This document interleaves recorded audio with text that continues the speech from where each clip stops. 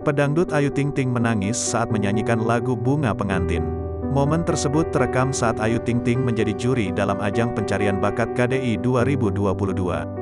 Mulanya, dia mengomentari Bulan, salah seorang peserta yang menyanyikan lagu milik Rita Sugiarto tersebut.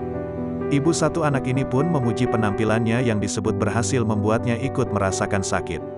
"Bulan, saya itu suka banget sama lagu ini. Kamu nyanyi, tapi sakitnya itu nyampe ke saya, sampai nyesek gitu," kata Ayu Ting Ting. Namun tiba-tiba Ayu Ting Ting diminta untuk membawakan lagu tersebut. Dia pun setuju dan memperlihatkan kemampuan bernyanyinya. Akan tetapi, air mata menghiasi wajah Ayu Ting Ting. Lagu Bunga Pengantin ini memiliki arti yang begitu personal untuknya.